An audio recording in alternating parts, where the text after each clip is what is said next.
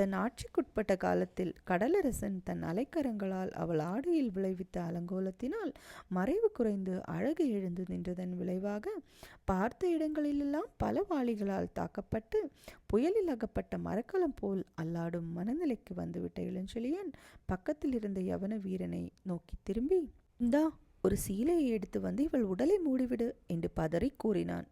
இதை கேட்டதாலோ என்னவோ மஞ்சத்தில் இளஞ்செழியனை மயக்க வந்த மாயச்சிலை போல் அபார எழிலுடன் கிடந்த அந்த யவன மங்கையின் செவ்விய இதழ்களில் புன்முறுவல் ஒன்று மெல்ல படர்ந்தது.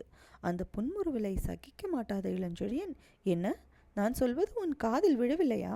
போர்வையை எடுத்து வா என்று மிரட்டிக்கொண்டே பக்கத்தில் திரும்பியதும் யவன வீரன் முகத்தில் இருந்த பெரும் கிளிக்கு காரணத்தை புரிந்து கொள்ள முடியாமல், ஏன், என்ன வந்து விட்டது உனக்கு என்றான். யவன வீரன் பதிலேதும் சொல்லாமல் யவன மங்கையின் இடது கரத்துக்காக தன் வலது கையை நீட்டி காட்டினான். கை காட்டிய திக்கில் பார்வையை ஓடவிட்ட இளஞ்செழியன் அந்த யவன மங்கையின் இடது கரத்தில் ஓர் அழகிய ஆபரணம் இருந்ததையும் அது பறக்கும் அன்னப்பறவையைப் போல் விசிறிவிட்ட சிறகுகளுடன் அமைந்து கிடந்ததையும் விலை மதிக்க முடியாத கற்கள் அதில் புதைக்கப்பட்டிருந்ததையும் கண்டான். அந்த நகையை பார்த்து யவன வீரன் ஏன் அப்படி பிரமிக்க வேண்டும் என்பதை புரிந்து கொள்ள முடியாத இளஞ்செழியன், விலை உயர்ந்த நகை, இதைவிட விலை உயர்ந்த நகைகள் சோழ மண்டலத்திலும் பாண்டி நாட்டிலும் இருப்பது உனக்கு தெரியாதா?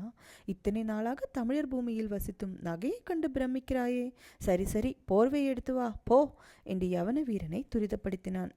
அதற்கு பிறகும் கிளியை விடாத யவன வீரன் தன் பெரும் கண்களை இளஞ்செழியனை நோக்கி திருப்பி, படைத்தலைவரே, அது நகையல்ல, நகை ரூபத்தில் வந்திருக்கும் பெரும் தீமை. அதோ மஞ்சத்தில் கிடப்பவளும் பெண்ணல்ல, இந்த நாட்டை பீடிக்க வந்திருக்கும் பெரும் சாபக்கேடு என்று குரல் மெல்ல நடுங்கச் சொன்னான். ஆபரணம் ஒரு தீமை, அழகு ஒரு சாபக்கேடு, விந்தையாயிருக்கிறது என்றான் இளஞ்செழியன் இகழ்ச்சி குரலில் தொனிக்க. விந்தை ஏதுமில்லை, அழகில் விஷம் இருப்பதை இயற்கையிலேயே பார்க்கிறோம். இவள் இந்த இடத்தில் இருக்க வேண்டாம். உங்களுக்கும் தீமை, உங்கள் நாட்டுக்கும் தீமை. இவளை கடலில் கொண்டு போய் எறிந்துவிட்டு வருகிறேன் என்று மஞ்சத்தில் கிடந்த அந்த அழகியை தூக்கச் சென்றான் யவன வீரன். தூக்கச் சென்றவன் ஸ்தம்பித்து நின்றான். அவன் கைகளை அவள் உடலில் கொடுத்த அதே வினாடியில் வாயிற்கதவு பலமாக தட்டப்பட்டது. யாருள்ளே?